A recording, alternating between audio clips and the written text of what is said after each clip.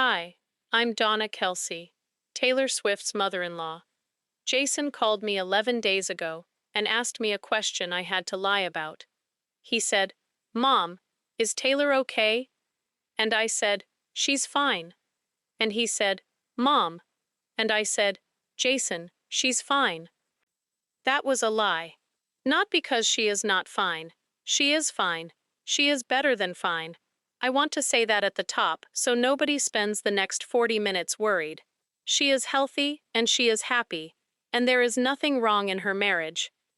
It was a lie because I know exactly why my daughter-in-law has not said one public word since July 3rd, and I had promised her I would not tell anybody, including her husband's brother.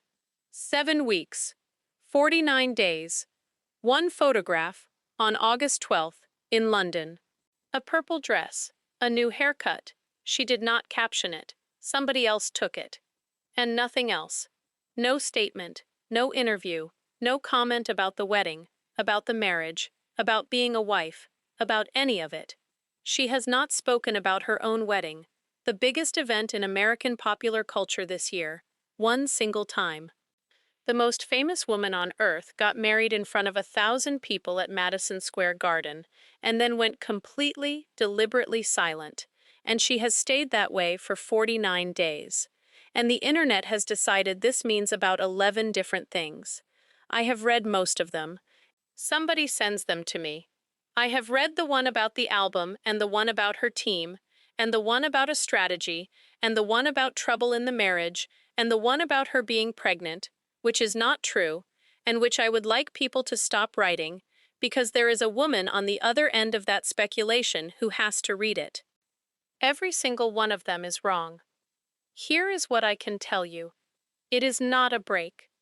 It is not a rollout. It is not a strategy. Nobody on her team decided it.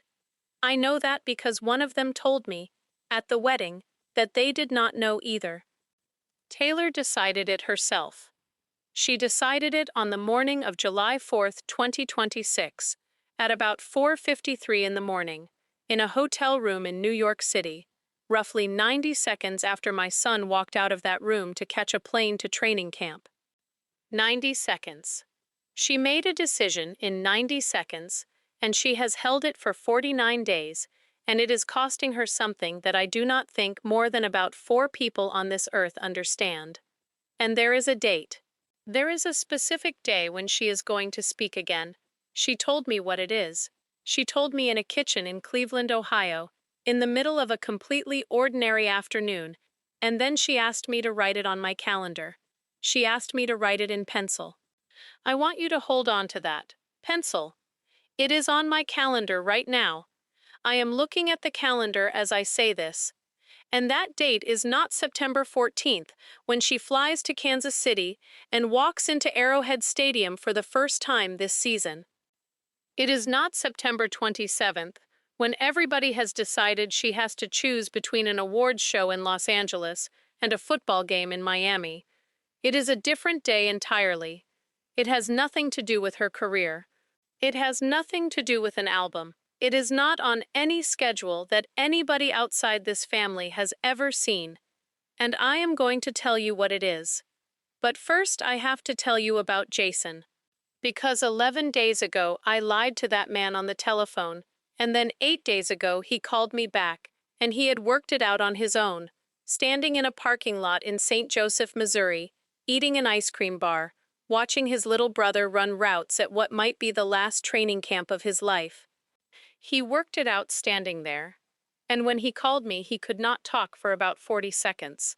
Jason Kelce does not cry on the telephone. In 38 years I have heard it 3 times.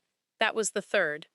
So, 49 days of silence, one photograph, a date written in pencil, and a man crying in a parking lot in Missouri. Let me tell you what my daughter-in-law is actually doing. Part 1. What everybody thinks. I want to go through the theories, because I think it is useful to clear the ground before I build anything on it. The album theory. She is silent, because there is a record coming, and this is a rollout. Silence, then a haircut, then a hint, then a date. I understand why people think this. She has done rollouts before. She is extraordinarily good at them. The haircut on August 12th got read as an error signal by approximately everybody. It is not that. There is no record scheduled. She is writing, she is always writing. That woman writes the way other people breathe. But there is nothing coming and there is no plan. The team theory. Somebody around her decided she should be quiet after the wedding, and she is following advice. I can tell you flatly this is wrong, because at the reception on July 3rd, I had a conversation with a person who works for her, a person who has worked for her since 2008, who I have written about elsewhere, and that person said something to me that I did not understand at the time. She said, "Has she told you what she's doing?" And I said, "What do you mean?" And she said, "She'll tell you. She hasn't told us. She hasn't told us." The people who have organized this woman's professional life for 18 years found out the same way you did, by her not saying anything. The trouble theory. This is the ugly one, and I am going to deal with it fast. There is no trouble in that marriage. There has not been one day of trouble in that marriage. I have described elsewhere what those two are doing right now across an ocean and a football schedule, the rules and the calls and the 4-minute conversations about what the light looks like in a room, and I am not going to repeat it here. If anything, the silence is the opposite of trouble. That is, in fact, exactly what it is. The pregnancy theory. No, and I would like everyone to stop. Part 2, 90 seconds, July 4th, 2026, 4:53 in the morning. I have talked about this morning before. It is the morning after the wedding. Travis had to be at training camp in Missouri. He sat on the edge of a hotel bed in the dark for 20 minutes, unable to make himself leave, and he called me, and I told him to go. He wrote her a note. 3 drafts. He left it on the pillow. He walked out at about 4:51. Here is the part I have never told. She was awake. The whole time. She told me this in May. No, I want to be accurate. She told me this on the 14th of August, in my kitchen in Cleveland, which I will come back to. But she told me she was awake for all of it. She was awake when the alarm did not go off, because he turned it off before it rang so it would not wake her. She was awake when he sat on the edge of the bed for 20 minutes. She was awake for the entire phone call to me. She could not hear the words. She could hear the shape of his voice in the next room. And she knew who he was talking to, because there is only one person he calls at that hour. She was awake when he wrote the note. She said, "I heard him crumple 2 pieces of paper." She was awake when he came back to the bed and stood there for a second and put the note on the pillow. And she was awake when he left. She lay in that bed with her eyes closed and let her husband believe she was asleep, because she understood that he needed to leave without having to say goodbye, because saying goodbye out loud would have broken him and he had a plane to catch. That is the first thing she did as a married woman. She pretended to be asleep so he could go. The door closed at about 4:51, and she said she lay there for a while. She said the room was very quiet. Hotel quiet, which is a specific kind. She said there was a light on, somewhere in the city, coming through a gap in the curtain. And she said that at some point in the next minute or two, she started composing a sentence. That is the phrase she used. Composing. She said, "I caught myself writing the caption."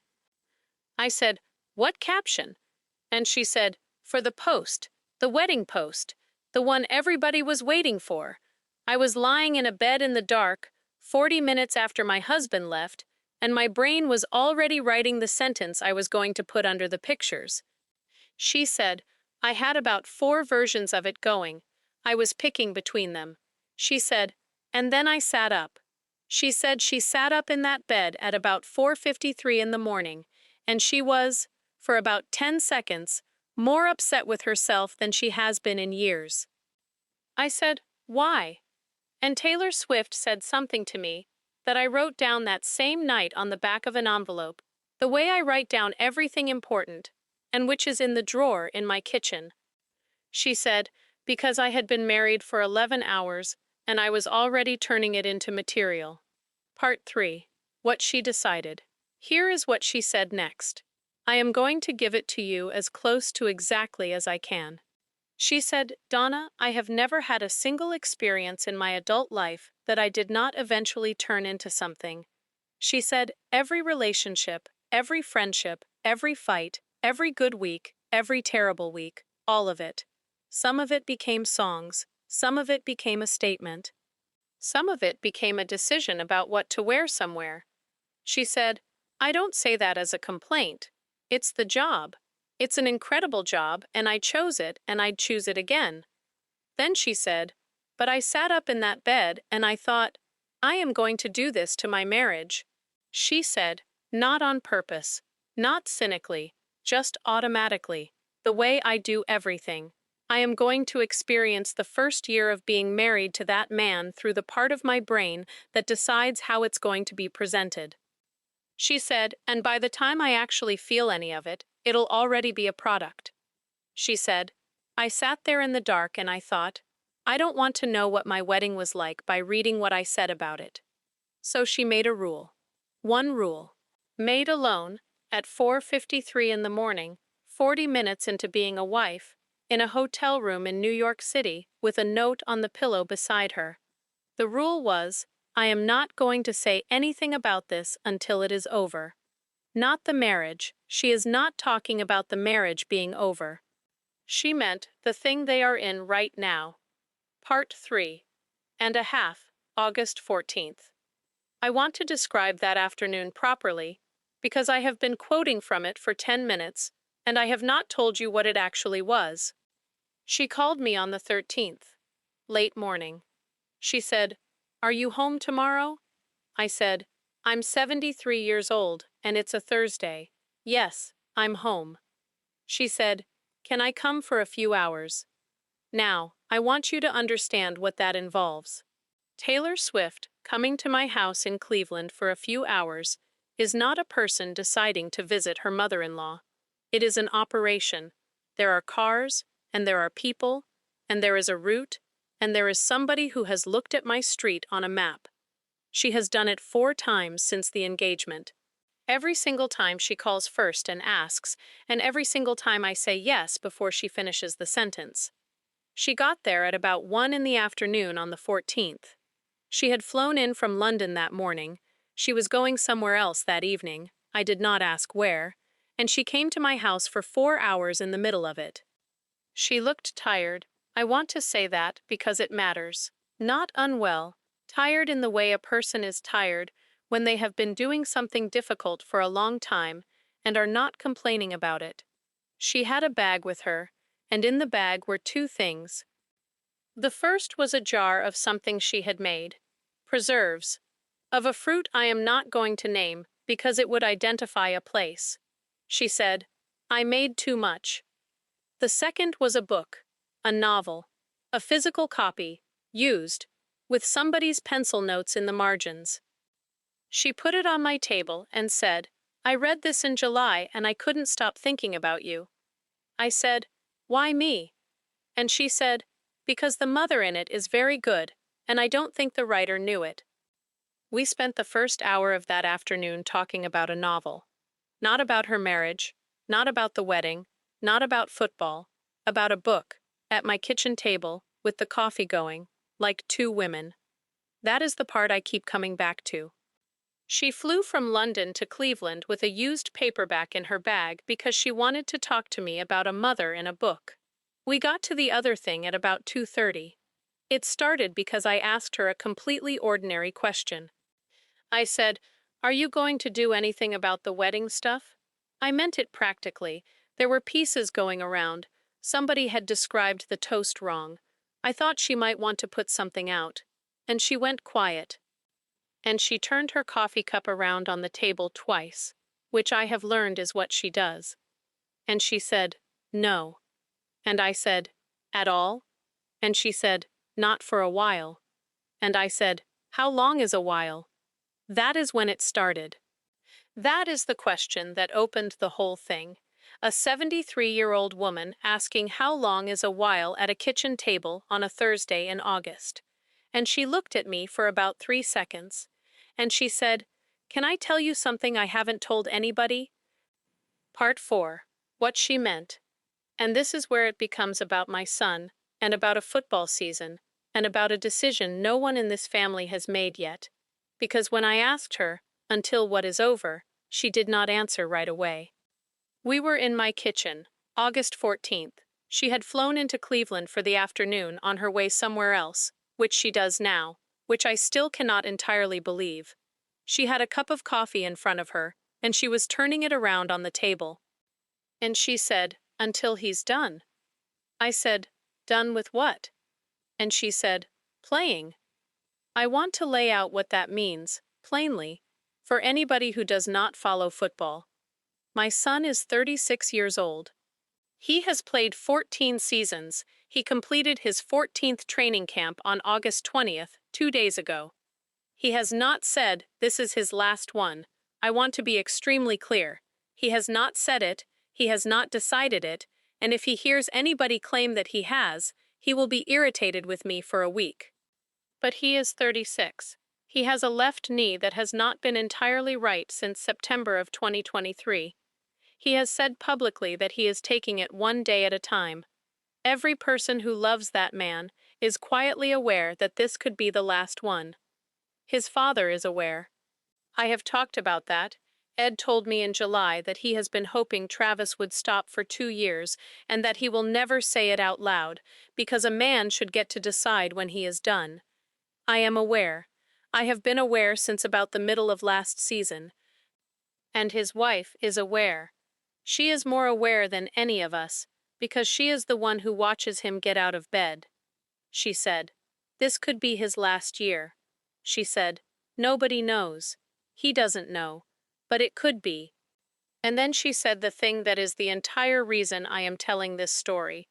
She said, "If it is, then this season is the last thing he will ever do that is entirely his." She said 14 years. That whole life. The whole enormous thing he built before he ever met me. She said, "And if I do one interview about the wedding, if I put up one post, if I say one nice thing about being married, then the last season of Travis Kelce's career becomes a season about us." She said, "Every camera in that stadium goes to the box. Every headline has both names in it. Every article about his last game is about who he married." She said, "I have watched that happen to him for 3 years and he has never once complained about it, and I have never once been able to stop it." Then she looked at me. And she said, "I can stop it this year. All I have to do is be quiet." Part 5. What it is costing her. I want to spend a minute on this because I do not think people understand what she has actually given up, and because she will never say it. She got married on July 3rd.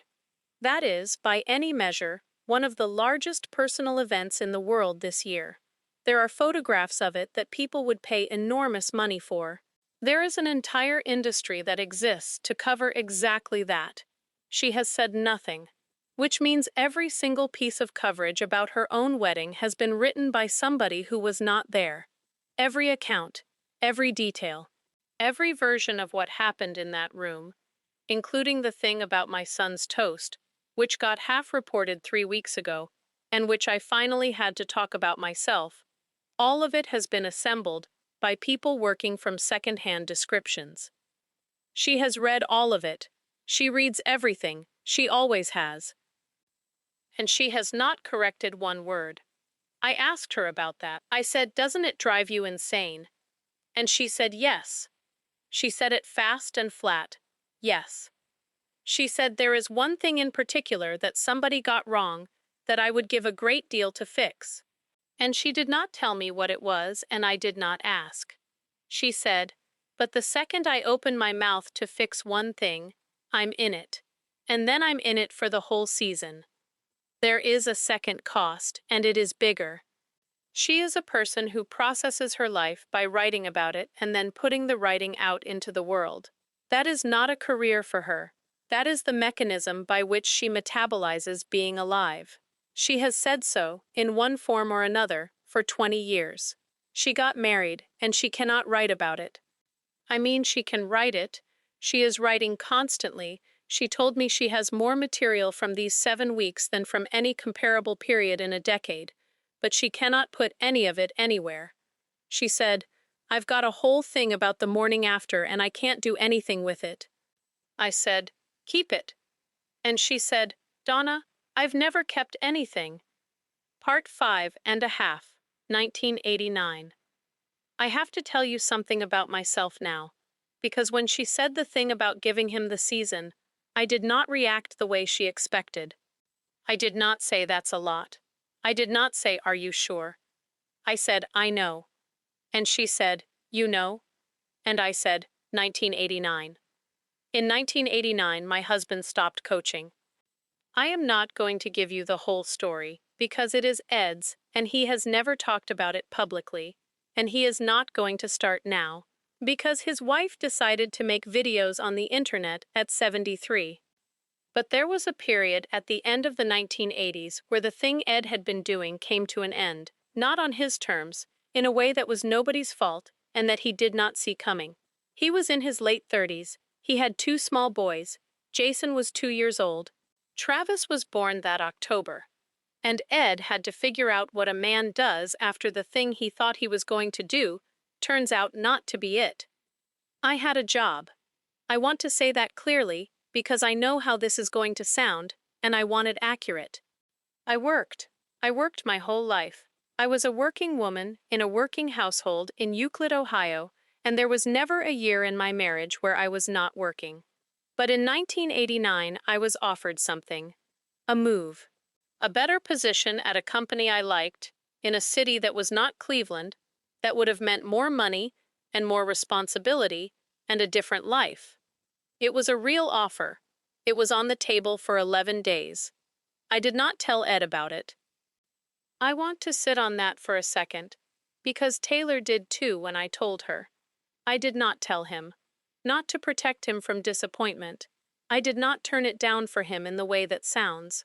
I did not tell him because I knew that if I told him, he would say take it.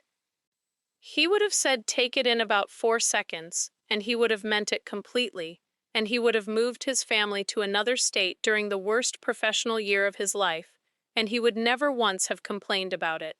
And it would have been on him, forever. He would have spent 40 years knowing that his wife's career moved because his fell apart. So I let it expire. 11 days. I said nothing. On the 12th day, I called the man back and said I was flattered, and it was not the right time. And then I went home and made dinner, and Ed and I ate it with a 2-year-old, and I was 7 months pregnant with the boy who would grow up to marry Taylor Swift. And I never told him. I have never told him. He does not know. If he watches this, he will find out at the same time as everybody else, which is a thing I have thought about very carefully and decided is all right. Ed, I am sorry. It was 37 years ago. You would have said, take it. That is why. Taylor did not say anything for a while after I told her that. Then she said, "How long did it bother you?" And I said, "Honestly, about 6 years." She said, "6?" I said, "It bothered me a great deal for about 2, and then intermittently for about 4 more, and then at some point in the mid-90s it stopped, and I have not thought about it in 20 years except when somebody asks me about regret." She said, "What stopped it?" And I said, "Jason made varsity." She laughed. I said, "I'm serious." I stood on a sideline in Cleveland Heights, Ohio, and watched a 15-year-old boy who had been 2 years old when I turned that job down, and Ed was next to me. And he was a whole man again by then. Whatever had broken in 1989 had grown back, and he was standing there watching his son. I said, and I thought, that would not have happened in another state. I said, it might have, probably would have, but I would never have known. And I said, I stopped being able to run the other version. Taylor said, "That's the thing, isn't it?" I said, "What?" And she said, "You can't run the other version. There's only ever the one that happened." She said, "Everybody talks about sacrifice like you can measure it. You can't measure it. You'd have to have both lives." Then she said, "So the only question is whether you can live in the one you picked." And I said, "Can you?" And Taylor Swift said, "Ask me in 3 years." Part 5 3/4, Where It Goes. I asked her what she does with it. The material, the writing, the things she said she has more of from these 7 weeks than from any decade. I said, "Where does it go?" And she said, "A notebook." I said, "One notebook?" And she said, "No, several." She said, "I've filled 2, and I'm most of the way through a third. 7 weeks, 2.5 notebooks." I said, "And nobody sees them?" And she said, "Nobody." I said, "Not Travis?" And she said, "Especially not Travis." I said, "Why especially?" And she said, "Because if he reads it, he'll want to be in it correctly." I did not understand, and I said so. And she said, "Everybody I've ever written about has eventually read it. And the thing that happens, every single time, without exception, even with people who are lovely about it, is that afterward they start editing themselves." She said, "They don't mean to, but they know now that there's a version of them being made, and so they start performing slightly. They start being a little more like the person in the song." She said, "And then I'm not writing about a person anymore. I'm writing about somebody who read the last one." Long pause. She said, "I have never had a relationship where the other person did not know they were being written about." She said, "Not one, not since I was 15 years old." She said, "This is the first one." I sat in my kitchen and thought about that. 20 years, every relationship, every friendship, every falling out. And the other person always knew that whatever happened between them was going to become something. Which means for 20 years, everyone around her has been slightly performing. Not maliciously, just aware.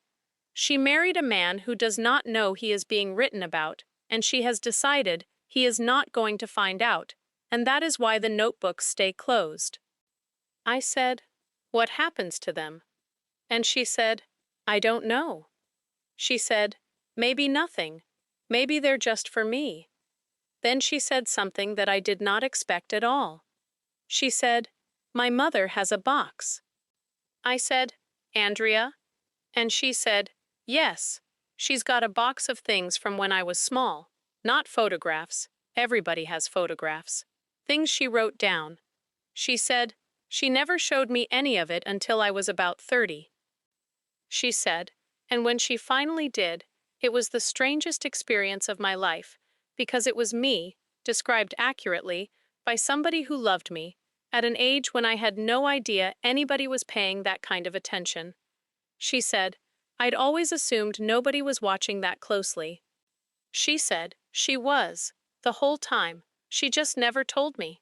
Then she said, "So maybe that's what the notebooks are." She said, "Maybe I give them to somebody in 30 years. Part 6. The Lie I Told Jason. 11 days ago. August 11th. Jason called me in the evening. We talk regularly, more since he retired, which is a thing that happens with men when the schedule that ran their whole life suddenly stops. He asked about camp. He asked about Ed. And then, near the end, in the specific casual voice Jason uses when a thing is not casual, he said, "Mom, is Taylor okay?" I said, "She's fine." He said, "Mom." I said, "Jason, she's fine." He said, "She hasn't said a word since the wedding." I said, "She's busy." And there was a silence on that phone that I did not enjoy at all. And then he said, "Okay." And he let it go, because Jason lets things go, which is one of the great mercies of that man's personality, and which on this occasion made me feel considerably worse. I want to explain why I lied. Taylor told me on August 14th, 3 days after that call, So at the time of Jason's call, I actually did not know the full reason yet. I only knew there was one, because at the wedding she had said something to me in passing that I had not understood. At the reception, near the end of the night, she had said, "I'm not going to talk about any of this for a while." And I had said, "About what?" And she had said, "Any of it. And I'd like you not to either, if that's okay." And I said, "Okay." That is the whole conversation. 9 seconds at a wedding reception at 1 in the morning. I did not know why. I said okay anyway. Because when a woman who has just been married asks her mother-in-law for one thing on her wedding night, the answer is, okay. So when Jason asked me 11 days ago, I did not actually know the reason yet. But I knew there was one. And I knew that saying, "I know there's a reason, and I can't tell you," would have been worse than lying, because Jason would have gone directly to Travis, and Travis would have gone directly to Taylor, and a thing she was doing quietly would have become a family conversation inside of about 2 hours. So I said, "She's fine." I have felt bad about it every day since. Part 7. The Parking Lot. August 19th. Wednesday. St. Joseph, Missouri. Jason went to camp. I have talked about this elsewhere, and I am going to keep it short. He showed up unannounced. The Chiefs posted a photograph. He watched the second-to-last practice of the summer, ate an ice cream bar in the sun, and afterward crossed the field to find Andy Reid, who drafted both of my sons 2 years apart for two different teams. Travis had the best practice of camp that day, and Taylor had asked Jason to go. She called him about a week and a half earlier and said, "I can't get there, will you go? And don't tell him I asked." He did not tell him. Here is what nobody knows about that day. After practice, after Andy Reid, after everything, Jason went out to the parking lot to wait for his car. And he stood there for about 20 minutes. He told me this on the phone that night. He said he was just standing there in a parking lot in Missouri, holding a melting ice cream bar and thinking about his brother. And he said that at some point he started doing arithmetic. He said, "I thought about the fact that she asked me to come instead of coming herself." He said, and I thought, that's weird. Because she could have come. She's in London, but people fly. She could have gotten on a plane and been in Missouri in 9 hours and stood on that grass, and nobody would have thought anything of it. Wives come to camp. He said, "So why did she send me?" And then he said he thought about the photograph. The Chiefs had posted it about 2 hours earlier. "Look who stopped by practice today. Jason Kelce at Chiefs camp." He said, and I realized that photograph is about me and Travis. He said, if she'd come, that photograph is about her.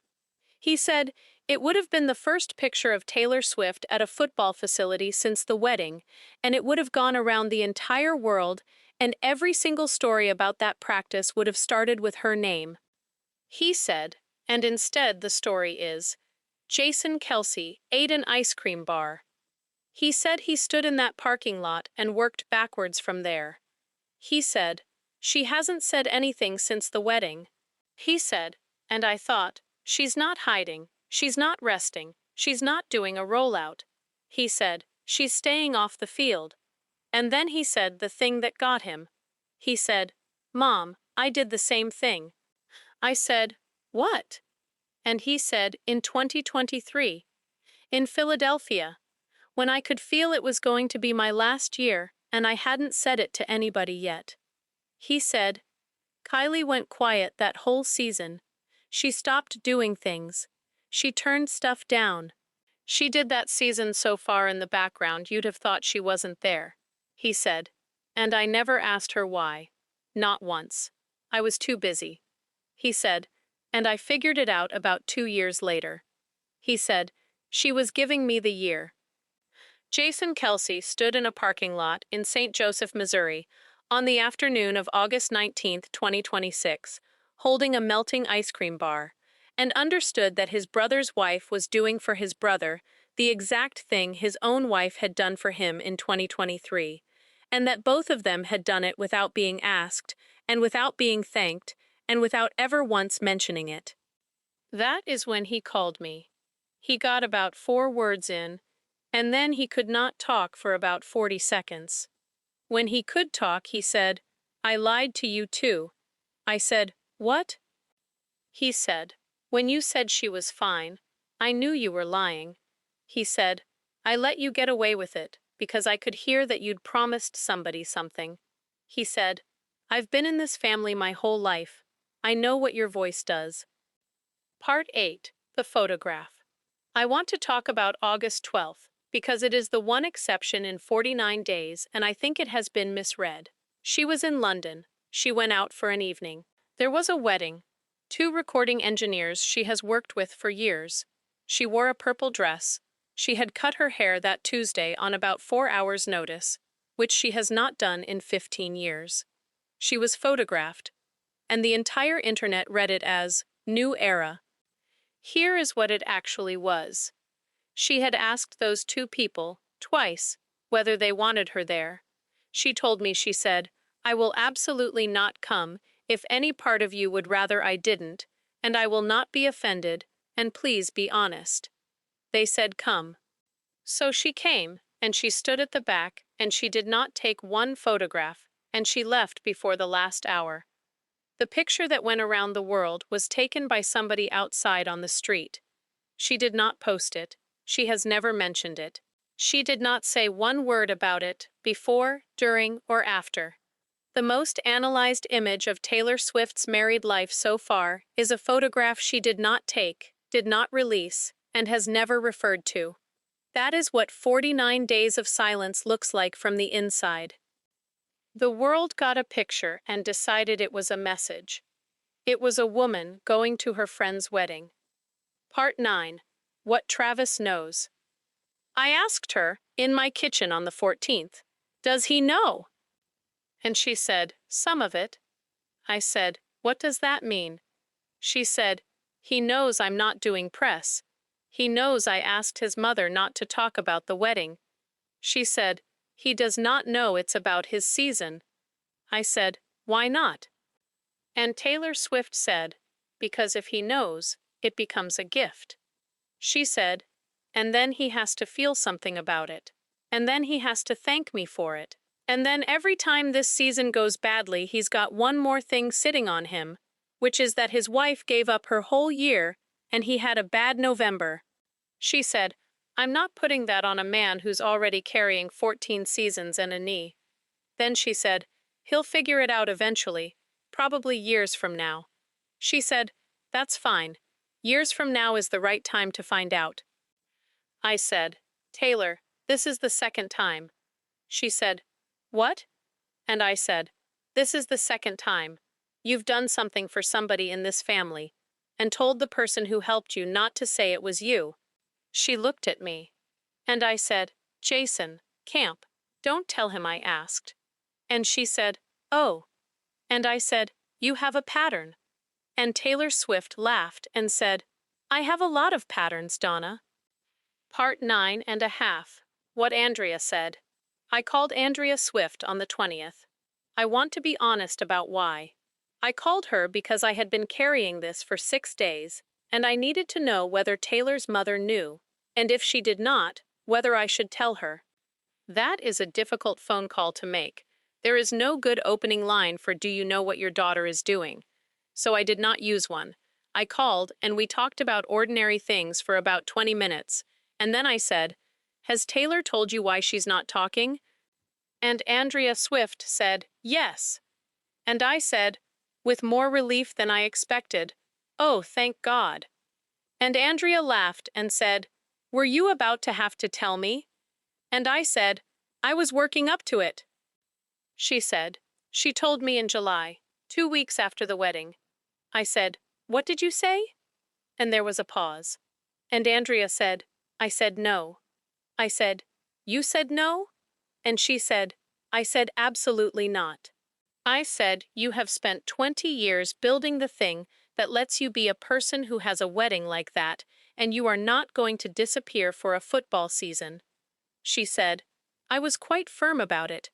I said, "What happened?" And Andrea Swift said, She let me finish. She let me say all of it. It took about 10 minutes, and she did not interrupt once. She said, and then she said, Mom, you did this. I did not say anything. Andrea said, I asked her what she meant. And Taylor said, 2009. Andrea said, and I knew immediately what she was talking about, and I was extremely annoyed about it, because it is a completely fair point, and I have been ducking it for 17 years. I said, what happened in 2009? And Andrea said, I stopped working. She said, I had a career. I had a real one, before any of this. And in 2009, the whole thing got too big, and somebody in that family had to be the person who managed it, and it was going to be me. She said, and I did it for about a decade, and I never once complained, and I would do it again. She said, and my daughter watched me do it when she was 19 years old, and apparently filed it away and produced it in an argument 17 years later. Then Andrea said, so I stopped arguing. I said, just like that? And she said, what was I going to say? Don't do the thing I did? She said, the only honest version of that sentence is, don't do the thing I did, because it cost me something. And it did cost me something. And I have never said that out loud to her, and I was not going to start on a Tuesday. Long pause. And then Andrea Swift said, also, Donna, she's right. I said, about what? And she said, about him. She said, I've watched that man for 3 years. I have never seen him ask her for one single thing. Not one. Not a favor, not an appearance, not a mention, nothing. She said, and a person who never asks for anything is very easy to accidentally give nothing to. She said, somebody has to notice. Part 10. The pencil. Now. The date. She told me on August 14th, in my kitchen, at the end of that conversation, and I want to tell you exactly how it happened, because the how is the whole thing. She had stood up, she was leaving, she had her bag, and she said, can I ask you a favor? I said, yes. She said, I want you to write something on your calendar. I said, okay. And she said, I want you to write, Tea Talks. I said, that's it? She said, that's it. And I said, on what date? And she said this completely normally, the way you say something you have thought about for a long time and made peace with. She said, I don't know yet. I said, what? And she said, it's the day after his last game. I said, which last game? And she said, his last one. I stood in my kitchen with a pen in my hand. She said, if he plays this season and retires, it's whatever day that ends. If they go far, it's February. If it goes badly, it might be January. She said, and if he plays another year, it's next year.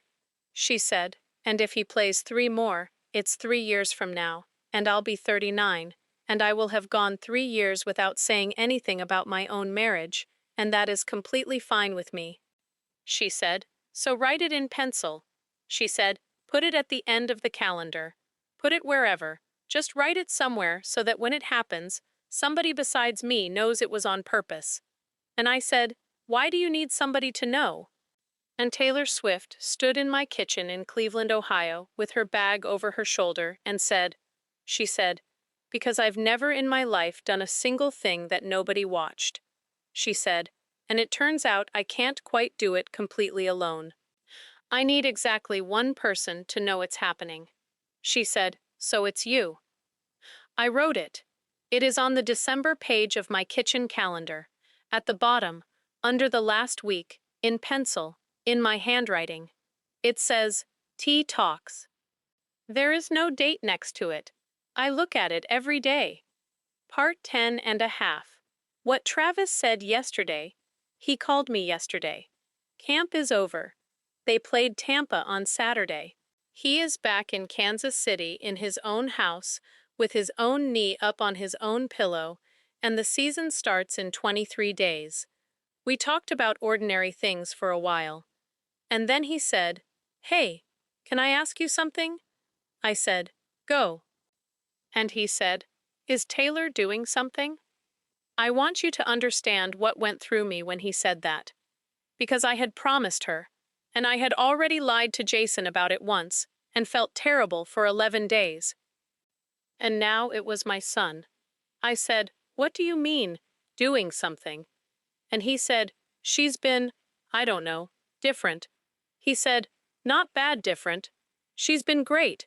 She's been, honestly, Mom, she's been more here than she's ever been."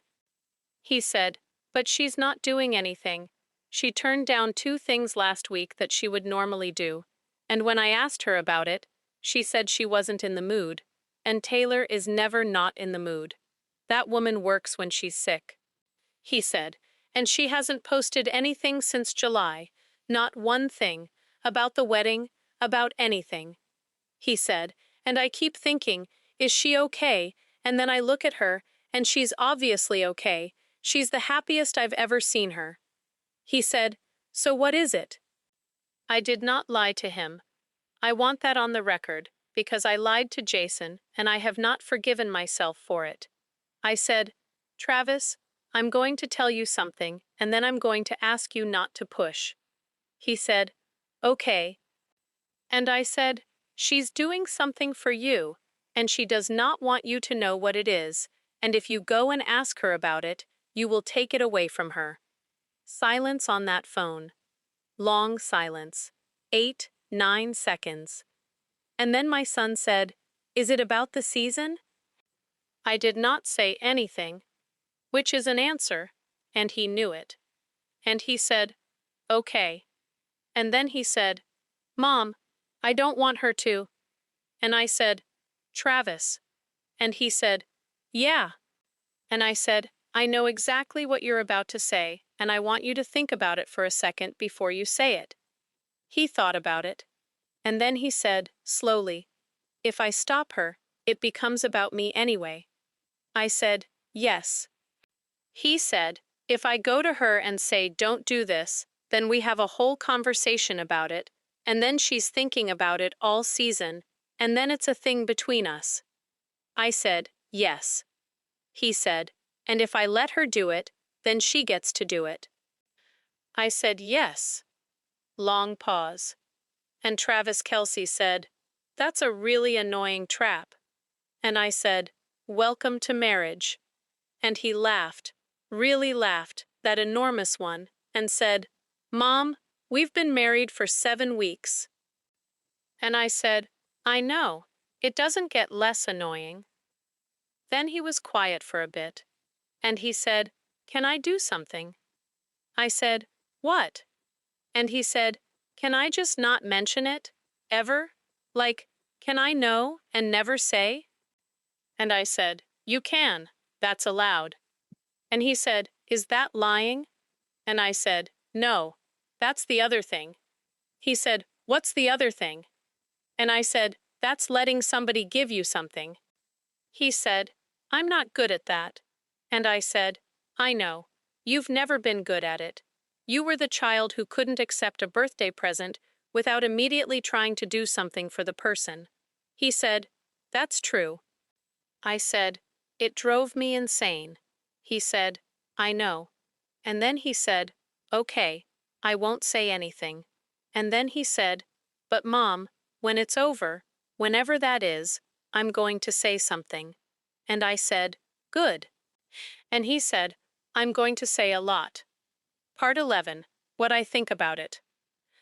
I have had 8 days with this, and I want to tell you what I actually think, because I have changed my mind twice. My first reaction was that it was too much.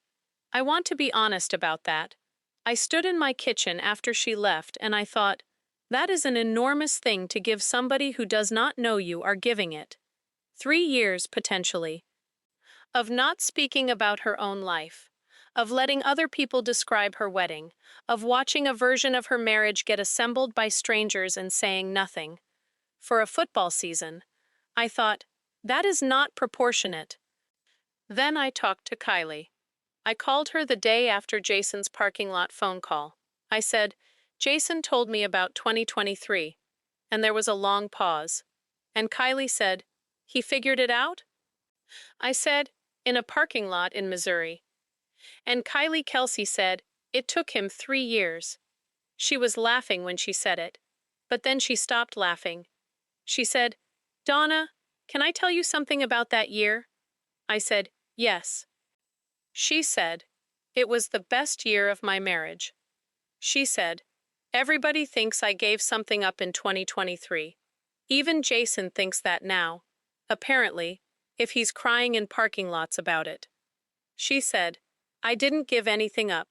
I stopped doing a bunch of things I didn't want to do anyway, and I watched my husband finish the only thing he'd ever wanted to do. She said, I got to watch the whole thing, all of it, from the inside, without a single obligation of my own in the way. She said, I would not trade that year for anything I've done since. Then she said, and I never told him any of that, because if I had, he'd have spent the season worrying about whether it was worth it. She said, it was worth it. It was the best year I ever had. And he found out 3 years late in a parking lot, and that is exactly the right amount of late. That changed my mind, because I had been thinking about it as a sacrifice, which is the word that gets used when a woman does something for a man. Kylie was describing something else entirely. She was describing choosing to be present for something instead of performing being present for it. Which is, and I did not see this until that phone call, exactly what Taylor described to me at 4:53 in the morning. I don't want to know what my wedding was like by reading what I said about it. It is the same sentence. 2 women, 11 years apart, married to 2 brothers, arriving independently at the identical conclusion. You cannot fully be inside a thing you are narrating. Part 12. What is actually happening in those 49 days?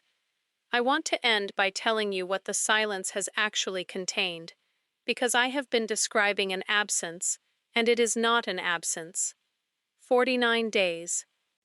In that time, my daughter-in-law has called me 11 times, not texted, called, flown to Philadelphia twice to sit in Kylie's kitchen, made a cake from Delaware that her niece Bennett asked me about last Sunday, called Jason and asked him to go to Missouri and told him not to say she asked, called Travis every single day for 49 consecutive days without missing one, said goodnight every night, not missed once.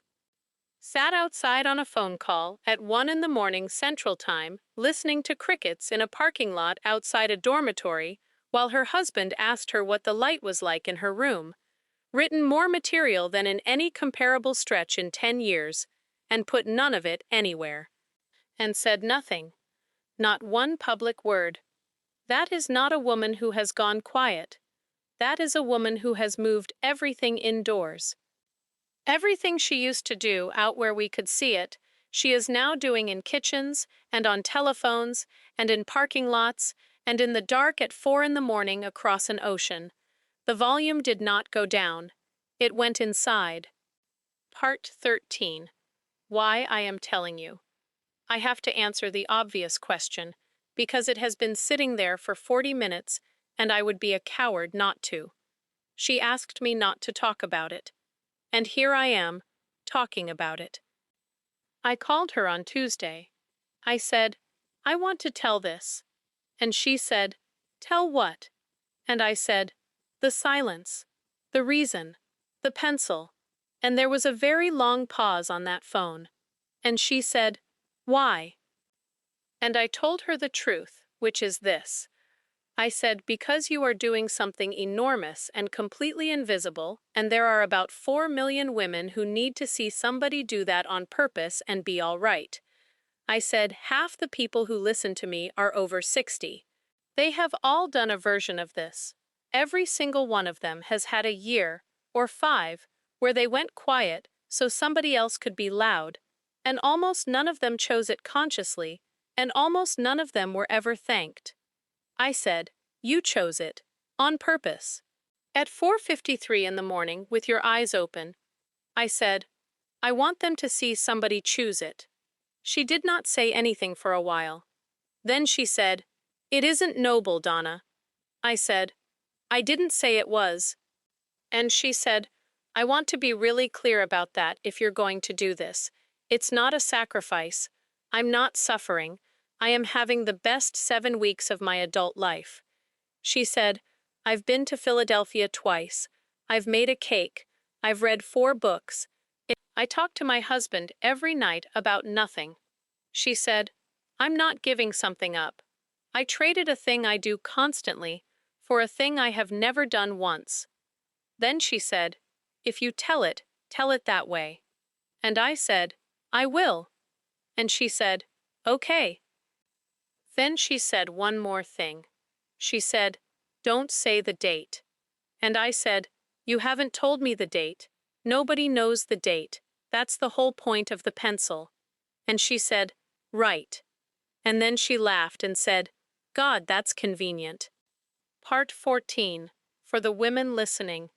This part is specifically for you, and it is the last thing I have. Most of you have done this. I know that because you write to me, and I read what you write. You had a year, or a decade, where you got smaller so somebody else could get bigger. A husband's career, a child's illness, a parent's last years, a move you did not want to make. And here is what almost every single one of those letters has in common, and it is not bitterness. It is that nobody noticed. That is the thing. Almost nobody writes to me angry about the years. They write to me about the fact that it happened silently, and nobody ever said out loud, "I see what you did." So I want to do 2 things before I go. The first is this. If you did that, if there was a year, or 10, where you went quiet so somebody else could go on, I see what you did. I know that is nothing. I know I am a stranger, and it is a video. But somebody should say it out loud, and apparently nobody has, so it is going to be me, at 73, in a kitchen in Cleveland, Ohio. I see what you did. It counted. It was not nothing. The second thing is harder, and I want you to actually do it. Tell one person. Not the person you did it for. That is a different conversation, and it may not be the right one, and it may never be the right one. Kylie never told Jason, and it was correct that she never told him. Tell somebody else. A friend, a sister, a daughter, one person who was not involved. Because here is what I learned in my own kitchen on August 14th. Taylor Swift, who has an entire world watching her, asked me to write 2 words on a calendar for one reason. She said, "I need exactly one person to know it's happening." That is not vanity. That is not needing credit. That is a human being understanding that a thing which nobody knows about becomes, over enough years, a thing that did not happen. Do not let it become a thing that did not happen. Tell one person. Write it in pencil somewhere. I'm Donna Kelce, Taylor Swift's mother-in-law. My son played in Tampa on Saturday, and camp is over, and the season starts in 23 days, and after that I do not know what happens, and neither does he, and neither does anybody. And somewhere at the end of it there is a day. It might be in January, it might be in February, it might be 3 years from now. And on the day after my son plays his last down of professional football, whenever that is, his wife is going to say something. I do not know what she is going to say. I know it is written on my calendar, in pencil at the bottom of December, and it says 2 words. And I know that when it happens, whatever she says, she will have earned every syllable of it in silence. Thank you for sitting with me today.